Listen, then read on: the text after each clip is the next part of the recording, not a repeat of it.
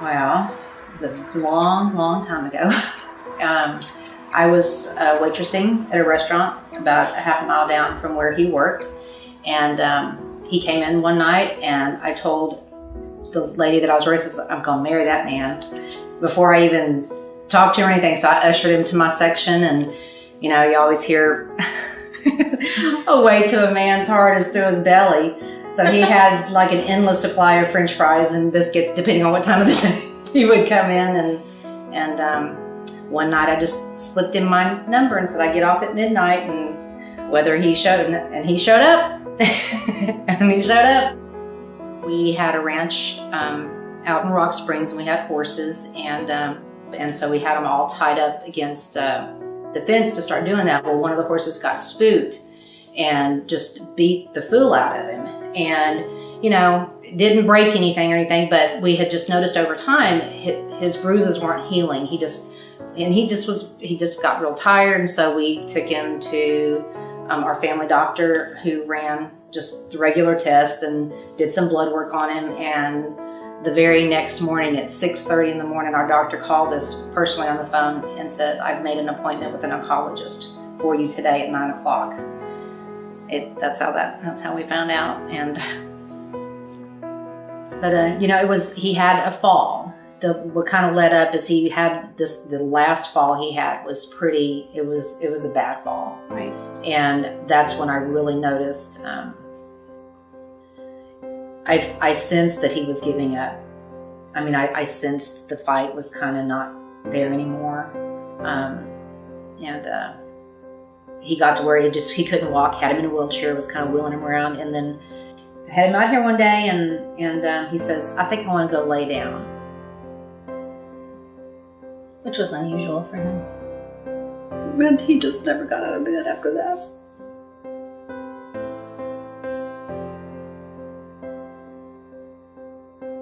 One of our most important things we do is to teach families about disease process, what to expect when patients are declining, prepare them and get them ready for it. You know, no one's ever ready for it to happen, but we want them to be prepared for and know what to expect, what's coming. So we do a lot of teaching. You know, that's our job. We have to teach families how to care for the patients. I mean, they don't have experience caring for someone who's bedbound and needs to be turned and changed. And it doesn't matter if someone's dying from cancer or heart disease or lung disease. The process that leads up to their death is the same. You know, you see weakness, you see decline, and then they eventually become too weak to get out of bed. You just have to prepare a family that that's going to happen. And then what do you do when that happens? Mm-hmm. This place is just awesome to support just the things that they offer, and the littlest things. Can we bring you flowers? They call just out of the blue and say, you know, we know that Gerald had a bad time. Would you like somebody to come and help you give him a bath? Just knowing that those things are just out there. Right. She was just such a blessing, and everybody that we came in contact with, you know, Chris would call or Harley would call, and I'm like, okay, he's having a good day. He wants to go to lunch, so I'll meet you. I mean, it didn't matter. They'd meet me in Wendy's parking lot. They'd meet me, you know, out on the highway. You can tell they love their job. They love their job. Right. After Gerald died, you wrote me the most wonderful, inspiring letter. Would you read it to me? I would be glad to. Dear Jennifer, I don't even know where to begin except to say thank you. Thank you for being such a great nurse to Gerald. Thank you for being so incredibly supportive. Thank you for being truly tuned in to his needs. Thank you for being so caring to me. Thank you for your personal touch. Thank you for the comic relief. And thank you for sharing your life with us. I pray that you know what a positive impact you had on him. He so very much looked forward to your weekly visits. You honestly made a difference in his quality of life this last year, and I will always love you for that. You cared. Oh my goodness, you cared.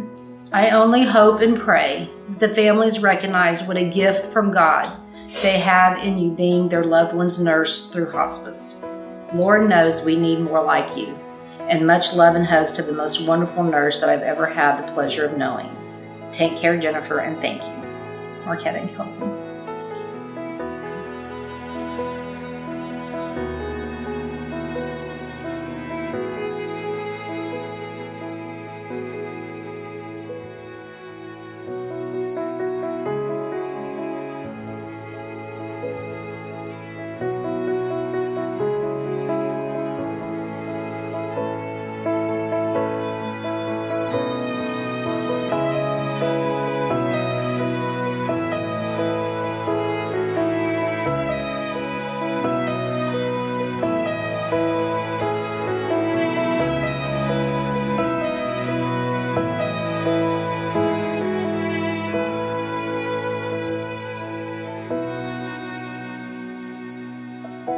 There's absolutely no doubt in my mind that that Peterson Hospice was the right choice for our family, for me and Gerald and Kelsey.